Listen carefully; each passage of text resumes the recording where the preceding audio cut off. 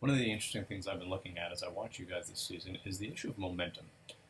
So I thought it'd be fun to look at it from a scientific perspective first. And momentum is simply defined as mass times velocity.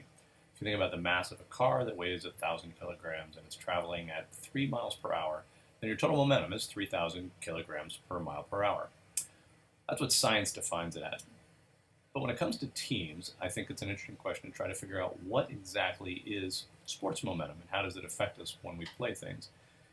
It particularly came to my attention as a result of watching a whole lot of basketball last weekend.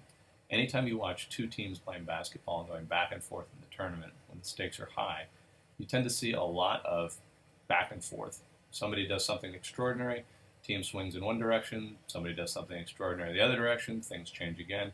They just seem to go back and forth in crazy streaks of points. And one of the things I wanted to do was to sit down and try to figure out what is it that causes those things. Is there something that you guys can effectively do about it on the field, or is it just something that naturally happens?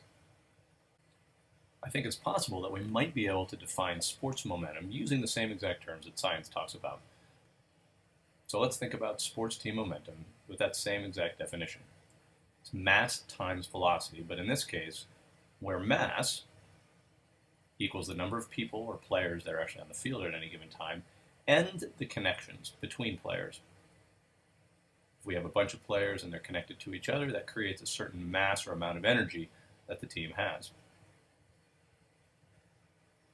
And let's think about velocity as the sum of a couple of different things. It's your focus, plus the energy that you have, plus the attitude that you have when you're on the field. If we think about momentum as the product of those things, then team momentum is a constant. It starts a certain way with all those things together, but it can be affected by changes in mass and changes in velocity. It starts in one place, but it gets to change based on outside forces. So how does it change? A number of different things can occur. Basically, you need to impact either mass or velocity. We could change the number of players, or we could change the number, amount, intensity of connections. We can change the focus of the team. We can change the energy, or we can change the attitude. Those are really the only things you can impact that will change. But in reality, we don't have a lot of impact over our ability to change the number of players, the focus, the energy, or some of those other details. The best thing that you have a shot at changing meaningfully is probably attitude. One way to think about attitude is to consider it the story that you tell yourself when some things happen to you, particularly in response to external events. Generally speaking, external events are either going to be good or bad. Good events are naturally those things that happen that include the other team failing or us having success. Bad events are when we have failures or the other team has success. What you choose to do with those things, your response, is really what determines your attitude. And now we're talking about primal emotions. Remember that there are 4 primary emotions that come out of the lizard brain that we all feel, that we have no control over, that we all experience. The first is fear, the second, anger, the third, sadness, and then the fourth one is joy. Notice that 3 of those 4 are pretty negative things, and 1 I would put in the plus or the happy column. Notice that because this is primal, or lizard brain stuff, it's things that everybody experiences. We don't have any control or choice over those. The challenge is, for the tipping point people on the team, the folks that influence other people, what are they choosing to do with that? How engaged are they? How aware are they?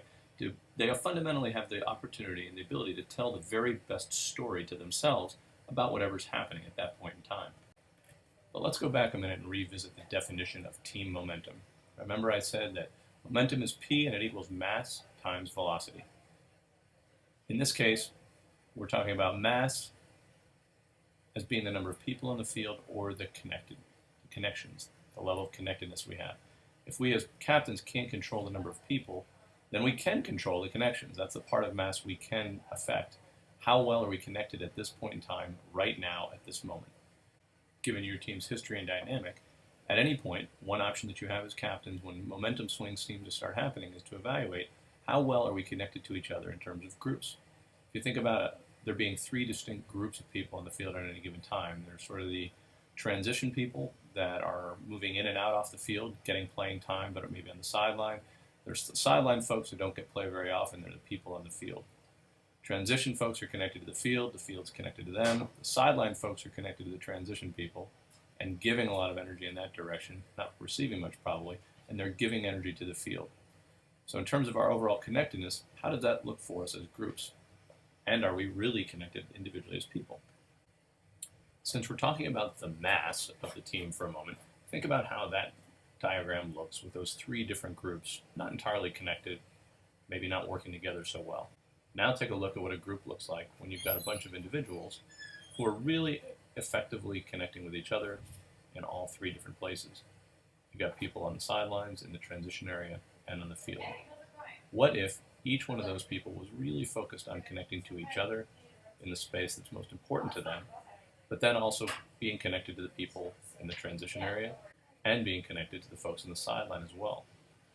What if we worked so hard on being aware of each other, being focused on each other, studying what every other person were doing, that we created a web of connection that added a tremendous amount of mass to what we have? Now all of a sudden, if we think about momentum as mass times velocity, we've increased the mass by a great deal. The group and the individuals are connected, and now we can start doing something about our total momentum. So that's how you would affect mass. The next component of the equation for momentum is velocity. And velocity is comprised of a couple of different things. I would argue that those components are focus, energy, and attitude. So let's break those down a little bit. To change energy, we're really talking about basic things like fuel, hydration, vocal energy, people talking to each other from the sidelines, planning your energy in waves, planning rest, making sure that everybody is doing everything they can, holding each other accountable for all of those things in preparation for and maintenance through a competition. If you want to talk about changing focus, it's really a question of evaluating and choosing what are the zones, when are you going to be focused, how are you going to be focused at different points during the game, and then holding each other accountable to it. We talked a little bit about this last year, that there are different zones of focus that happen during the course of any given game. On the one end, you've got flow, where you're not thinking at all, then focused, where you can be a little more conscious, then engaged, then present, and disengaged. And depending on the point of the game, you need to ask yourselves, are we in the right place at each moment where we are physically and where we are in terms of the progress of the game? To maintain focus, you have to be intentional, clear, and simple in terms of your feedback as well. So ask yourselves, are we giving each other the right amount of information in the right amounts at the right times? You also need to attempt to cultivate and enforce the whole idea of listening. You can't be focused, you can't be unfocused and hear the things that are being said to you and do anything with them. You have to actually be able to effectively listen if you're going to receive the information and do something with it. And the last component of velocity is attitude. How do you change the attitude? And as I mentioned earlier, this is probably the thing that is most important for you guys as captains. The question is, what story do tipping point people tell themselves? What story do their nonverbals tell the people around them who are watching them? And then what story are they telling other people? And this is all about what are the things that are happening to you. When you miss a shot, when you drop a pass, when something bad happens, what's going on in your head? What is transmitted through your body language? What do you say to other people? And then how do you check and hold each other accountable when those things are happening?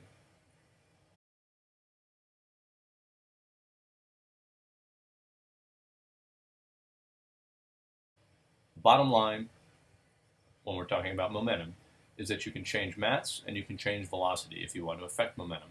Those can go in good directions or bad directions.